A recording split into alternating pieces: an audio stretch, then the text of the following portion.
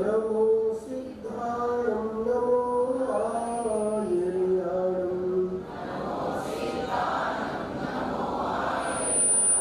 नमो वज्रायाणं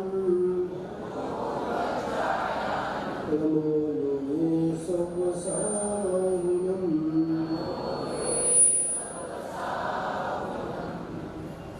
संसार में पतित था गुरु ने उठाया, अज्ञान का तिमिर था गुरु ने मिटाया।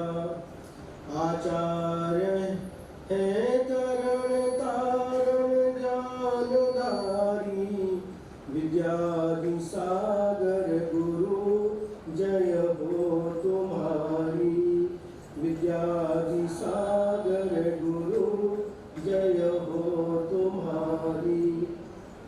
जय गुरु पंच परमेष्ठी भगवान की, 24 तीर्थंकर भगवान की, चारित्र चक्रवर्ती आचार्य श्री शांति सागर जी महाराज की, गुरु नाम गुरु आचार्य श्री ज्ञान सागर जी महाराज की, दीक्षा प्रदाता परम पूज्य आचार्य गुरुवर श्री विद्यासागर जी महाराज की, वर्तमान आचार्य श्री समय सागर जी महाराज की, निर्यापसन श्री नियम सागर जी महाराज की, समस्त मुनि संघ की।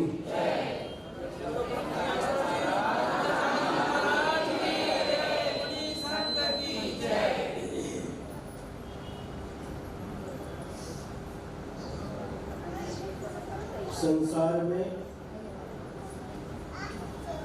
कई प्रकार के बंधन हुआ करते हैं।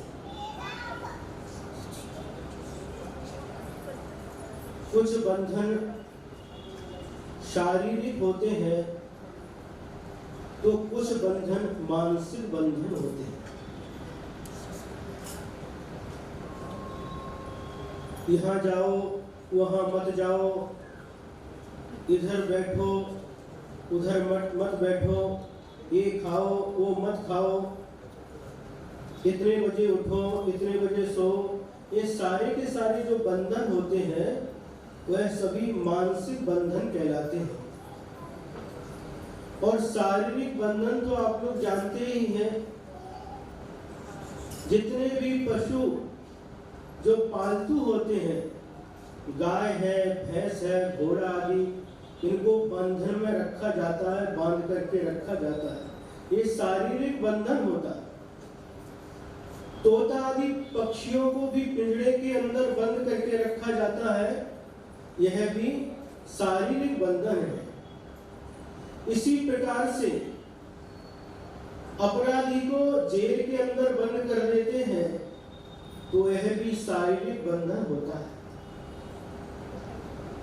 ये सारे के सारे बंधन आप लोगों को प्रत्यक्ष दृष्टिगोचर होते हैं, लेकिन इन सबसे बड़ा यदि कोई बंधन है तो है कर्मों का बंधन, जो हमें अपनी आंखों से दिखाई नहीं देता। इन कर्मों के बंधन में जकड़ा हुआ आत्मा अनादि काल से 4 गति और 84 लाख योनियों में परिभ्रमण कर रहा है। नाना प्रकार के दुखों को सहन कर रहा है। कौन? सभी का एक ही इतिहास है। अनादि काल से इन सब कर्मों के बंधन के कारण से, कर्मों का बंधन कोई दूसरा नहीं करता। गाय भैंस को दूसरा व्यक्ति बांध करके रखता है, कैदी को कैद में दूसरा डाल के रखता है, पिंजरे में पक्षी को दूसरा डालता है, बंद करके रखता है।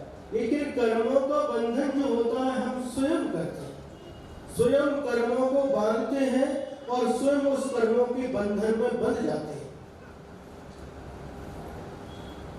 आचार्य कहते हैं कि यदि तुम इन कर्मों के बंधन से मुक्त होना चाहते हो, संसार के परिभ्रमण से ऊपर उठना चाहते हो, तो फिर तुमको एक बंधन और स्वीकार करना पड़ेगा।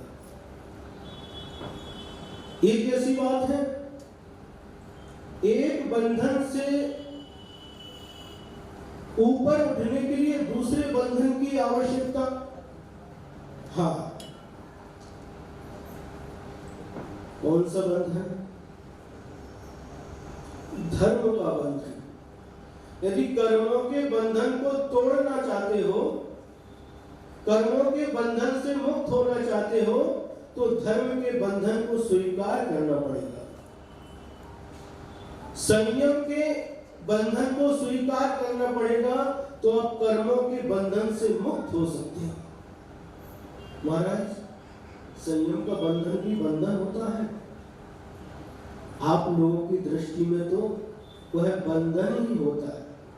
जैसे एक बारी भोजन करना, खड़े होकर के ही आहार लेना, पैदल ही विहार करना, अपने हाथों से ही केशों का लोच करना, सुन रहे हैं, बिना वस्त्र के रहना, इस सारे बंधन है कि नहीं? एक कहते हैं धर्म के बंधन, संयम के बंधन। यदि तुम संसार के परिभ्रमण से बचना चाहते हो, कर्मों के बंधन को तोड़ना चाहते हो, तो ये बंधन, संयम का बंधन तुमको स्वीकार करना होगा।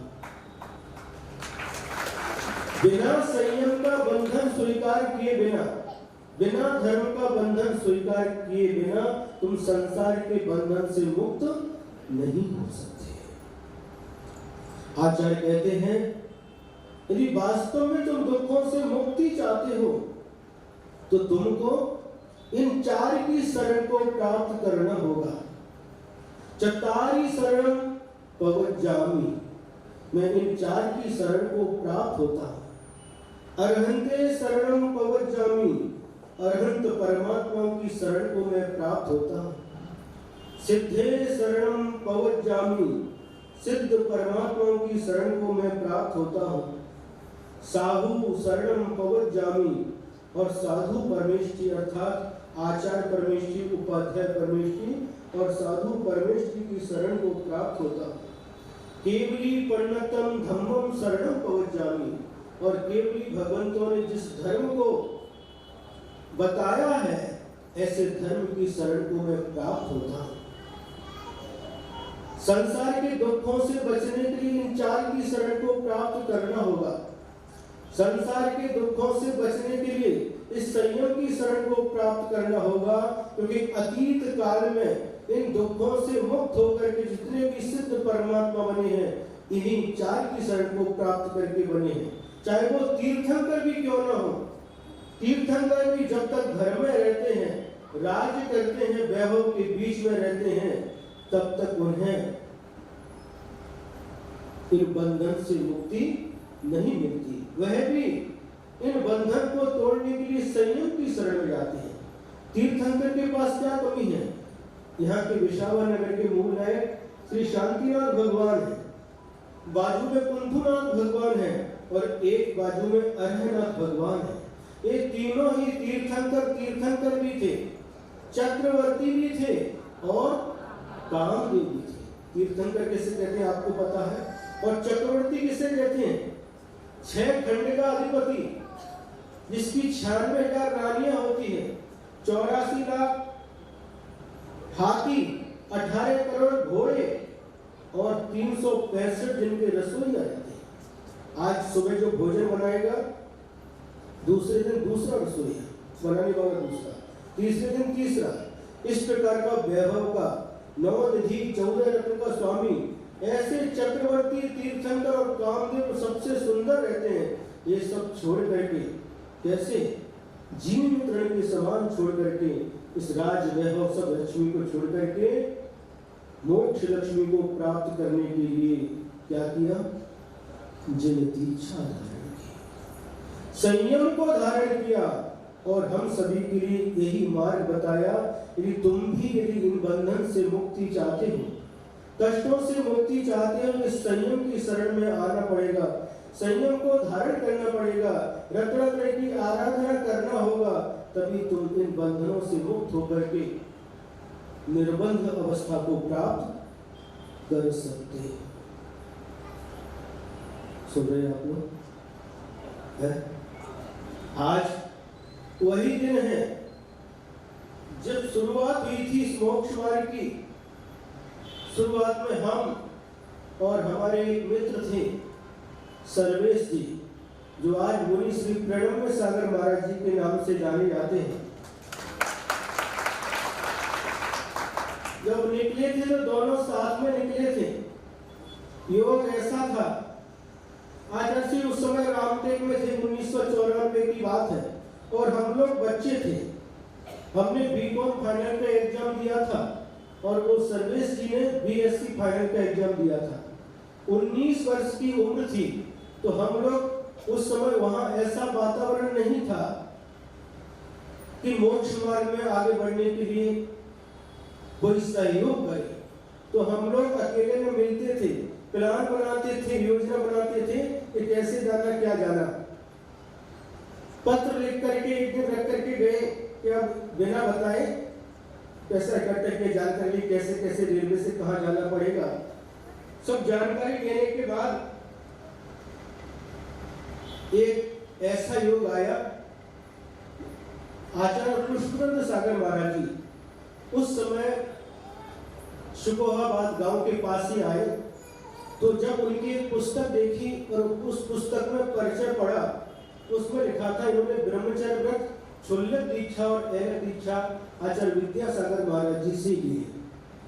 तो हम दोनों ने विचार किया कि एक बार चल करके इनसे पूछना तो चाहिए कि आचार्य विद्यासागर महाराज जी इतने बड़े आचार्य हैं, हम लोग तो बालक हैं, किस प्रकार से निवेदन करना है, किस प्रकार से उनसे प्रार्थना करना, हमको कुछ भी नहीं आता। इससे अच्छा है कि ये महाराज जी से जाकर के पूछ लेते। तो महाराज जी के पास पहुंचे, पहुंचने के बाद दर्शन जाने लिया, फिर बाद में अपने मन की बात कही कि ऐसे ऐसे हम लोग मोक्ष मार्ग पर आगे बढ़ना चाहते हैं। आपने भी आचार्य विद्यासागर महाराज जी से क्षुल्लक दीक्षा, ऐलक दीक्षा, ब्रह्मचर्य लिया है, हम लोग को मार्गदर्शन दीजिए, हम कैसे उनके पास जाए। उस समय आचार्य पुष्पेंद्र सागर महाराज जी ने कहा कि वो तो बिना माता पिता के रखेंगे नहीं। ये तो बहुत असंभव बात हो गई, माता पिता को साथ में ले जाना पड़ेगा, तो बहुत टेढ़ी खीर है मामला, बिगड़ गया। अब क्या करें, फिर दोनों विचार करते करते ऐसा योग बना। उन आचार्य पुष्पेंद्र सागर महाराज जी के साथ वहीं पर ड्रेस चेंज हो गई और 1 वर्ष तक उनके साथ में रहे। फिर उसके बाद सर्वप्रथम आचार्य श्री का दर्शन हुआ कुंडलपुर क्षेत्र का। वह तारीख थी 21 जुलाई 1995। वही कुंडलपुर में 52 नंबर का मंदिर था, आदिनाथ भगवान उसके मूल नायक थे। उस मंदिर के बाहर एक सामान्य पाटे पर आचार्य श्री विराजमान थे। वह पाटा भी 8-9 इंच का इतनी बड़ा पाटा था। हमको लगा इतने बड़े आचार्य हैं, बहुत बड़ा इनका वैभव होगा, बहुत बड़ी इनकी, क्योंकि आचार्य श्री की ख्याति बहुत थी। आचार्य विद्यासागर महाराज जी सुनते थे उस समय, यदि चतुर्थकालीन संत के दर्शन करना है, यदि किसी महान गुरु के दर्शन करना है, तो वो आचार्य विद्यासागर महाराज जी हैं। ऐसी ख्याति उस समय सुनने में आती थी। तो दर्शन के लिए एक सामान्य पाटे पर बैठे हुए थे गुरु जी। आज भी वो दृश्य आंखों के सामने है। उसके मंदिर के बाहर जो जगह थी वहां पर विराजमान थे, किसी से चर्चा कर रहे थे। हम दोनों ने जाकर के साष्टांग लेट करके उनके चरणों में नमस्कार किया।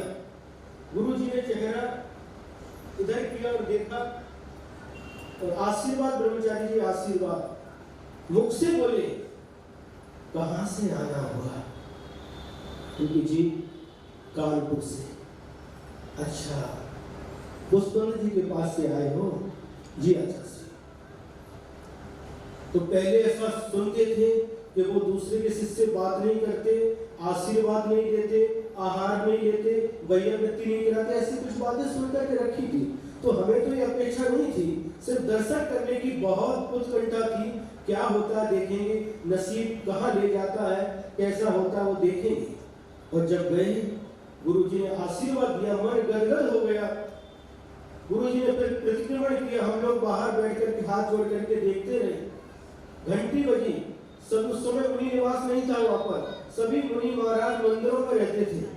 सभी मुनि महाराज इकट्ठे हुए, भक्ति हुई। भक्ति के बाद आचार्य श्री की वैयावृत्ति चालू हुई। उस समय एक मुनि समाधि सागर महाराज जी थे, निसंग सागर महाराज जी थे, ऐसे 3-4 महाराज जी वैयावृत्ति कर रहे थे। हम लोग दूर जाकर के, हम और प्रणव सागर जी सर्वेश भैया थे, दोनों हाथ जोड़ करके बैठ गए। वैयावृत्ति करने को तो मिलेगी नहीं, लेकिन फिर भी वो वैयावृत्ति करते करते 10-15 मिनट हुई। आचार्य श्री स्वयं बोले, निशंक तुम लोगों को दे दो। उन लोगों ने हमको बुलाया और फिर वैयावृत्ति करने का अवसर मिला, गुरु जी के चरणों की सेवा करने का अवसर मिला। और ऐसा लगा, ऐसे आनंद की अनुभूति हुई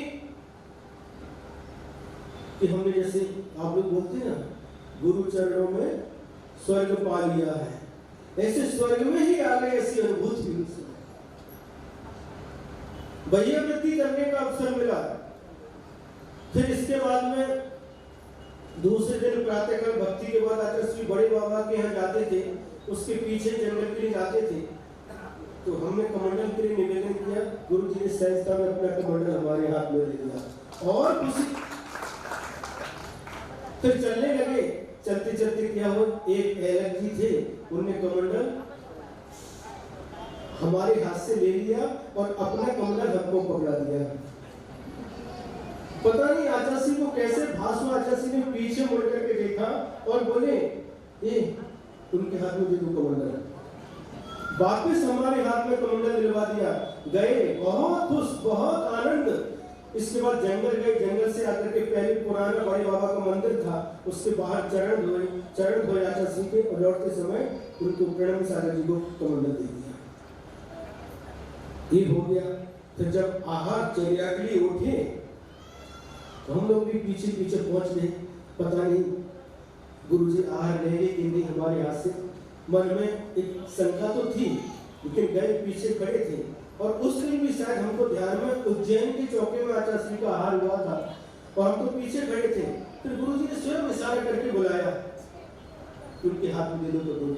गुरुजी ने आहार भी ले लिया, मन आनंद से भर गया, सब कुछ मिल गया।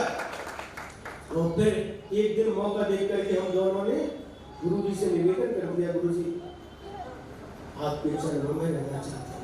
क्योंकि भावना बनाई थी तो आचार्य श्री के पास में आने की बनाई थी, लेकिन कुछ निमित्त ऐसे बने। तो जब आचार्य श्री से निवेदन किया तो आचार्य श्री बोले, क्यों देखेंगे। उस समय कुछ नहीं बोले। तो दूसरे दिन 4-5 महाराजों बैठे थे। उस समय आचार्य श्री ब्रह्मचारी लोगों की आला पद्धति की क्लास लेते थे। उसमें निर्वेद सागर के ब्रह्मचारी थे, अजित सागर के ब्रह्मचारी थे, और भी ब्रह्मचारी लोग थे, उनको आला पद्धति पढ़ाते थे। आला पद्धति की क्लास जैसे ही पूरी हुई, आचार्य श्री ने कहा उन दोनों ब्रह्मचारियों को बुला, और 4-5 महाराजों को बुलाया और बोले, कल क्या बोला था आप लोगों ने? आचार्य श्री आपके चरणों में रहना चाहते। क्यों? तो समय क्या उत्तर दें समझ में नहीं आया। क्योंकि सिटी में अच्छा नहीं लगता, ये तीर्थ क्षेत्र पर आपके साथ में रहने में बहुत अच्छा लगता है, बहुत आनंद आता है। फिर आचार्य श्री ने हाँ ठीक है, देखेंगे करते करते फिर बाद में बहुत लंबी कहानी, समय अपने पास में कम है, पूरा नहीं सुना सकते, इसको यहीं पर छोड़ते हैं। फिर तारंगा जी में 1 अप्रैल का महीना था, वहां पर गुरुजी ने हम लोगों को, हम दोनों को बुला करके 4 महीने के लिए इंदौर आश्रम में भेजा था, और उसके बाद बुला करके वहां पर अपने संघ में प्रवेश दिया। वो तारीख थी 25 अप्रैल 1996, और प्रवेश दिया और कहा, जो समय सागर महाराज जी को बुलाया कि इनकी तत्वार सूत्र की क्लास चालू करो।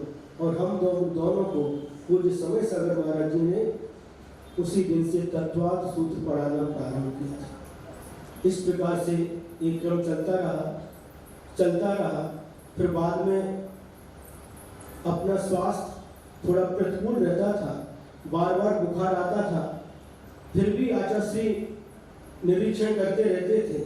नेमावर में आकर के 1997 में गिरनार यात्रा के बाद नेमावर में चातुर्मास हुआ।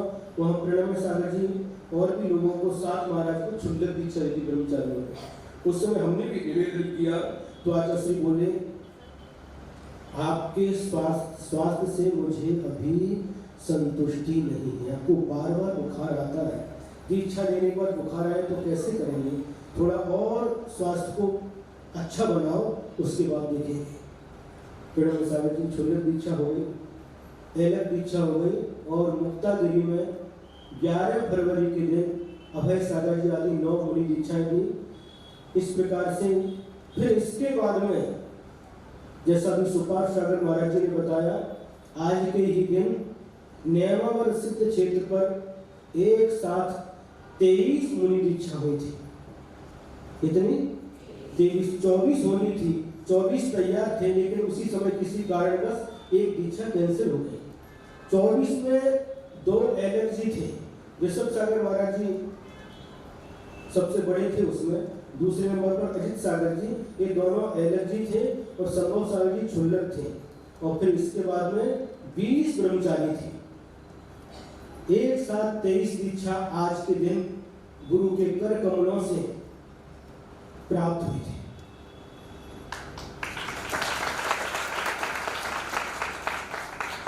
उन 23 में से 3 मुनि महाराज तो आपके सामने हैं।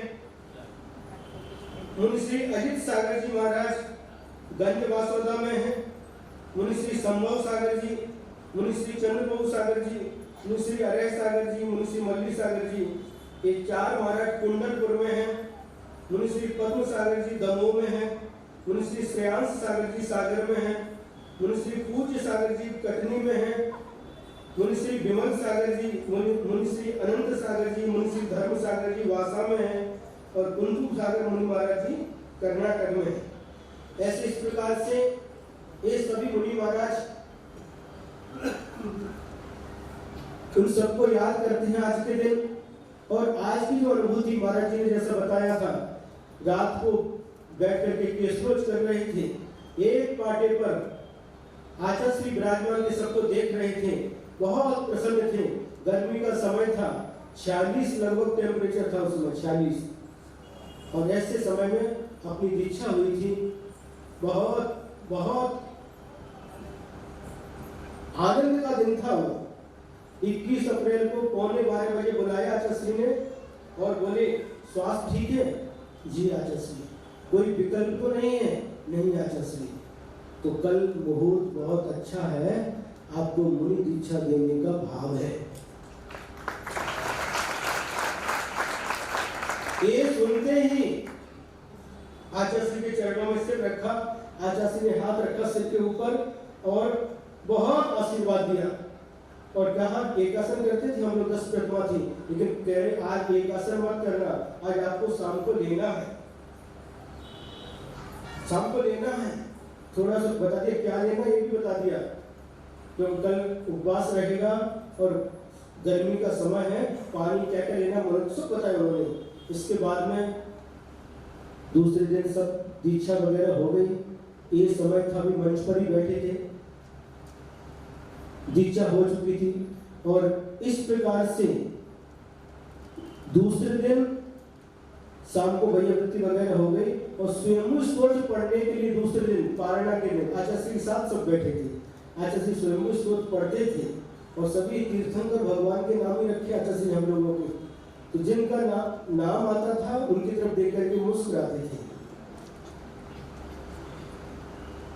स्वयं स्तोत्र पढ़ते, श्री वृषभराज रजितराज जिनेन्द्राय नमो नमः, उन्होंने महाराज की तरफ देख करके मुस्कुराते थे। और उस दिन बोले, कल का महाराज लोगों का उपवास है, जल्दी शुद्धि करो। 9 बजे शुद्धि करके मंदिर में पहुंच गए। भक्ति की, और भक्ति के बाद बोले इन नए नए महाराजों को जल्दी निकालना और एक एक पुराने महाराज इनके साथ आहार कराने के लिए जाना। और पास में बुलाया आहार को निकलने के पहले बोले देखो गर्मी का समय है, कल का उपवास है, सिर्फ पानी पानी लेने की इच्छा होगी, लेकिन ऐसा करना मत। तो 24 घंटे कैसे निकलेंगे? 2-3 गिलास लेना, फिर पानी लेना, 2-3 गिलास लेना, फिर पानी लेना, 1-2 गिलास लेना, फिर पानी लेना, वो सब समझा दिया जैसे माँ एक बच्चे को समझाती। गुरु के चरणों में रहकर माँ का प्यार मिला, माँ की ममता मिली। जो इनके चरणों में रहकर जो सुकून मिलता था, जो आनंद मिलता था, उस आनंद को हम शब्दों के माध्यम से बता नहीं सकते। तो आज का दिन कई बार 14 बार दीक्षा के बाद 14 बार गुरु चरणों में आया।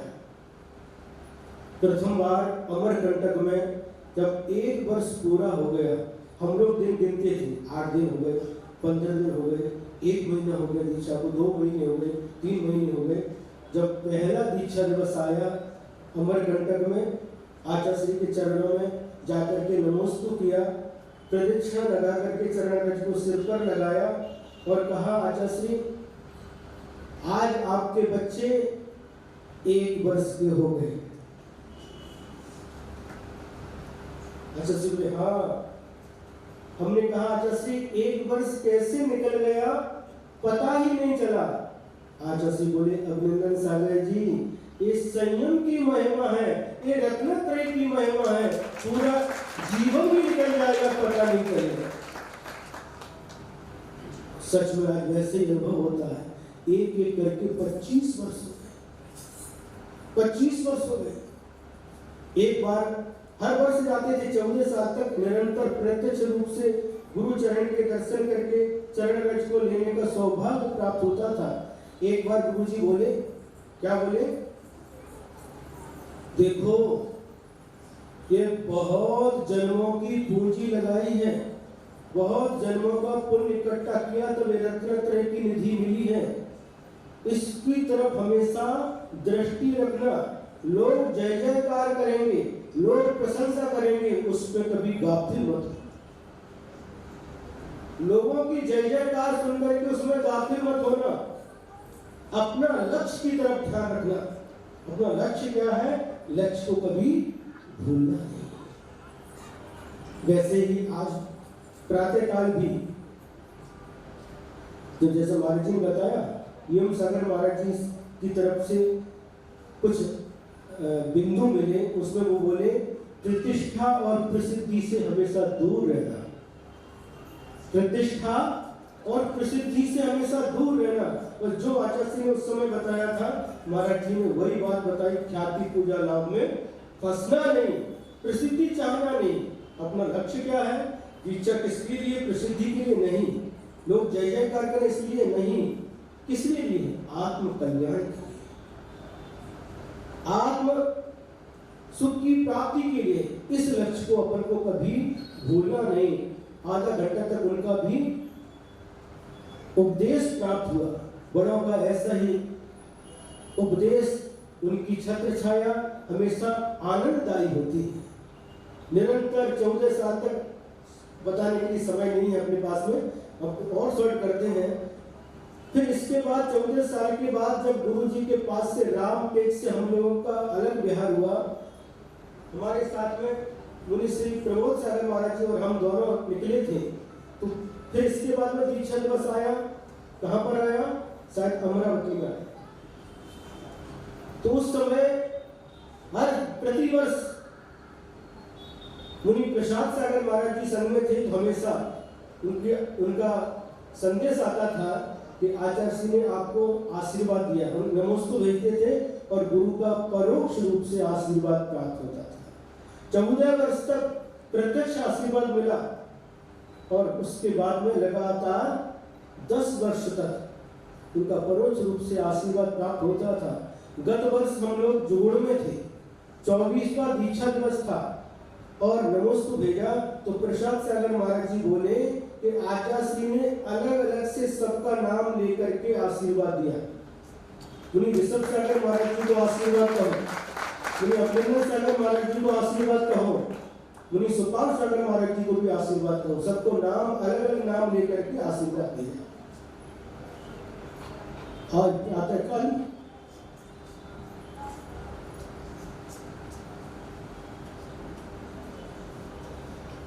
3 बजे के आसपास नींद खुली, सब पुरानी यादें उभर करके आने लगी और लगता था हर बार आचार्य का परोक्ष से आशीर्वाद मिलता था। इस बार जब वहां से बिहार हुआ, हम लोग भोसे में थे, तो सब साधु जब आचार्य अस्वस्थ हो गए, सभी साधुओं ने बिहार बिना आचार्य को बताया, बिहार कर दिया। उन्हीं श्री नियम सागर महाराज जी छुल्लक संयम सागर को साथ में लेकर के निकल गए और वो नागेड़ के पीछे थे। और आचार्य को जैसे ही पता चला सभी साधु आ रहे हैं, आचार्य ने कहा कि जो जहां है वहीं रुक जाओ। तो फिर समय महाराज जी का संदेश आया कि आचार्य ने ऐसा कहा है, तो अभी रास्ते में तो रुक नहीं सकते, नागेड़ तक जाते हैं, हम लोग क्या करें। फिर बाद में बात हो गई उन्हीं श्री योग सागर महाराज जी से, उन्होंने कहा सिरपुर तक आओ और हम भी आचार्य को लेकर के सिरपुर तक आएंगे। तात्या भैया आए थे, उन्होंने भी बताया कि आचार्य को सिरपुर तक लेकर के आएंगे। तो ये मन में खुशी थी, भोसे से निकले थे, सिरपुर में आचार्य का दर्शन होगा और आज का दिन उन्हें प्रत्यक्ष रूप से आचार्य के चरणों में बिताएंगे। ये 25वां दीक्षा दिवस आचार्य के चरणों में बनाएंगे।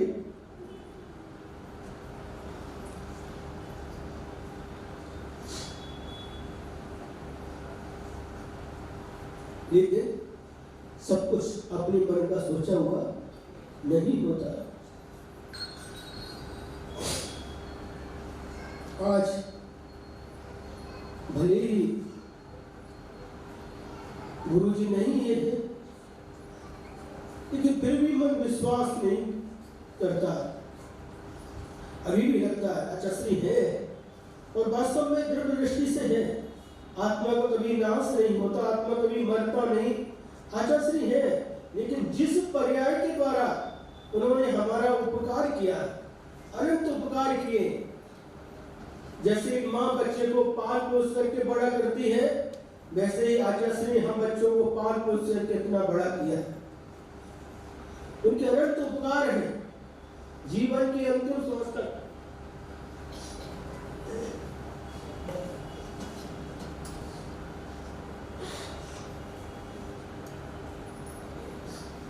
कभी भी गुरु के उपकारों को भूल नहीं सकते। गुरु की सेवा करके हाथ धन्य हुए, गुरु को आहार दे करके हाथ धन्य हुए, गुरु के दर्शन करके ये नेत्र सफल हो गए, गुरु की वाणी सुन करके ये कान सफल हुए। लेकिन फिर भी आज लगता है मन तृप्त नहीं होता। गुरु के दर्शन करना है, गुरु की वाणी सुनना है, गुरु की सेवा करना है, ऐसे भाव उमड़ उमड़ करके बार बार अंदर आते हैं।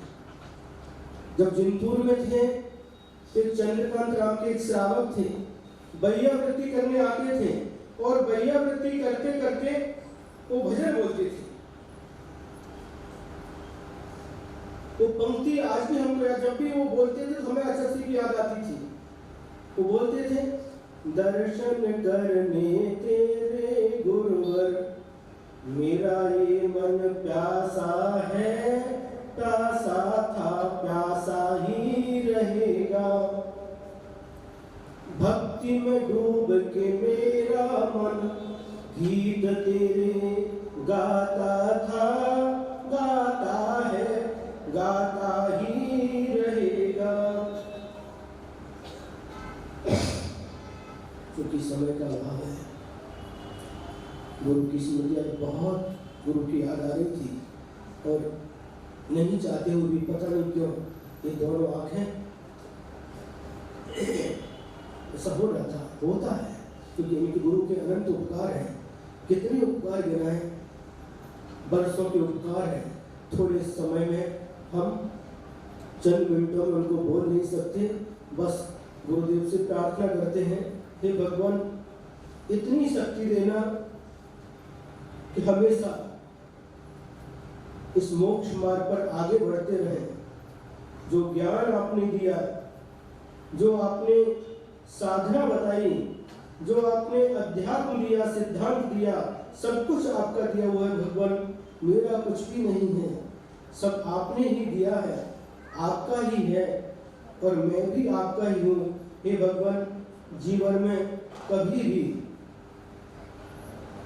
कैसी भी परिस्थिति आए हमेशा आगे बढ़ता रहूं। जो रत्नत्रय आपने दिया है इसकी निरंतर आराधना करता रहूं और ये मन हमेशा विशुद्धि से भरा रहे, गंगा जल के समान निर्मल बने। हर परिस्थिति में ये समता भाव दृढ़ होता रहे और आपकी आशीर्वाद से, आपकी कृपा से जब तक ये जीवन है अंतिम श्वास तक रत्नत्रय की आराधना करते हुए अंतिम संलेखना मरण रूपी लक्ष्य को प्राप्त करूं। इन्हीं मंगल भावनाओं के साथ जो आप लोग बोलते हैं ना पूजा करते समय, भव भव में हे गुरुवर हम तेरे ही शिष्य रहे, जब तक नाम मूर्ति मिले